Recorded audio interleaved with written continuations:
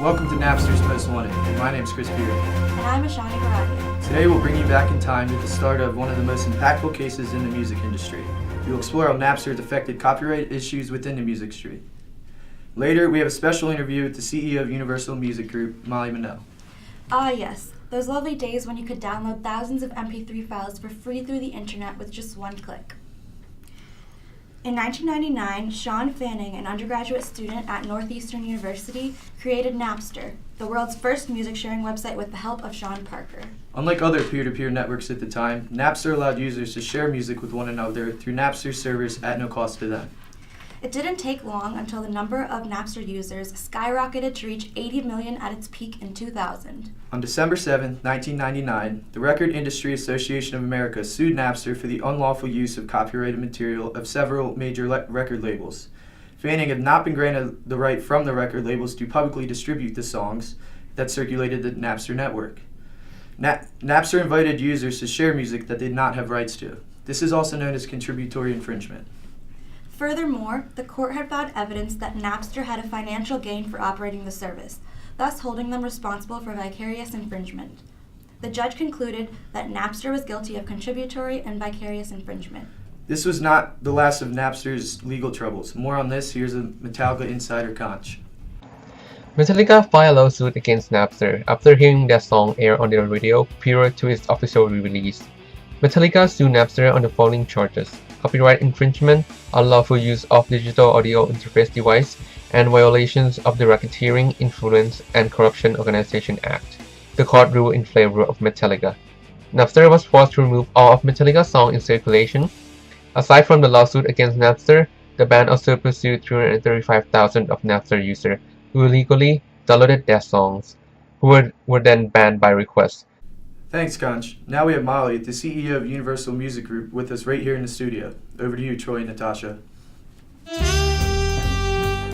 Thank you, Chris. I'm Troy Tucker. And I'm Natasha Lave. Molly, thank you for joining us to talk about this very special topic today. My pleasure. Right off the bat, can you tell us a bit about the Napster case? I know you were an aspiring lawyer at the time and had a key role to play in the research team for that case. Yes, I did. Now, while I do love free music, the artists do deserve to be paid for their work.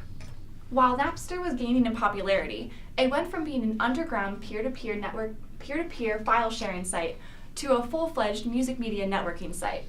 When this happened, the artists and the music industry as a whole began to lose millions. And no wonder it gained in popularity. I mean, when you're standing at the record store and you have the $14 CD in your hand, it makes the prospect of getting that same record from the comfort of your own home for free very enticing.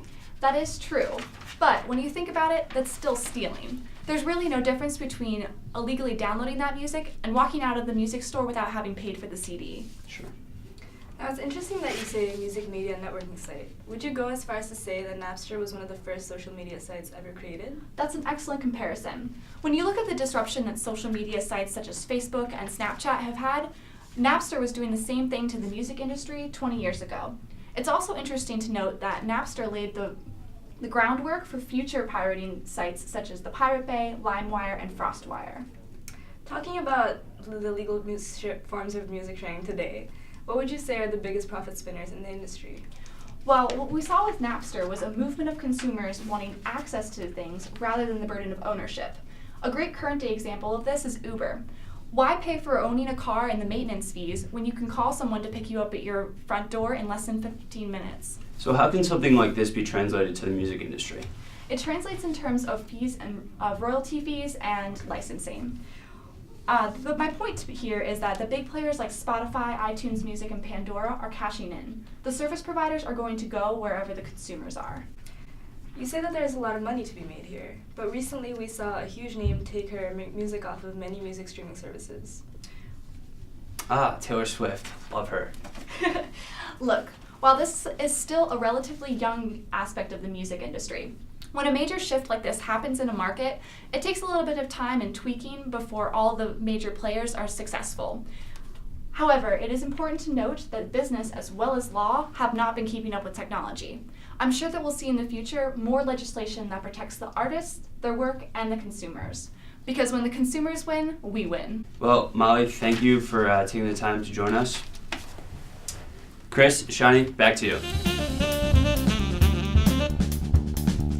Napster impacted the music industry in a way that no one could have anticipated. Anyone could register for an account on their website, download their software, and start loading thousands of illegal music files to their computer. Napster vs. A&M Records was the first time major record labels came together to fight off Napster and claim back the financial losses that they suffered. Napster also eventually triggered the start of Pandora and Spotify that allow users to stream music online without paying.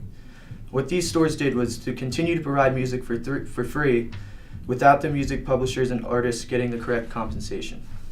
Do you mean to say that even today, companies such as Spotify are getting into trouble by the music industry? Yes, in fact, Spotify has just settled a case to pay back the music publishers and companies between $16 million and $25 million in owed and unpaid royalties. Wow, that is very interesting, but not too surprising considering that Napster created this whole dilemma years back. How can companies like Pandora, Spotify, and SoundCloud avoid ending up like Napster? The way to avoid the Napster catastrophe is to obtain licenses for the copyrighted music. Copyright owners, who are the artist and songwriter, hold the right to publicly perform their material. They license their music to services such as Spotify and Pandora, who pay royalty fees for the music. To pay royalty fees, these music services generate money from the advertisements and monthly subscriptions. Music services can also offer digital downloads for the copyrighted music they have licenses for, such as Apple's iTunes Store. The store charges a certain fee for each song, and a portion goes to the artist directly. This is how music can be legally transferred to the listeners. That's all we have tonight on Napster's Most Wanted. I'm Chris Buren. And I'm Ashani Baradia. Thank you for listening, and stay classy, stay college.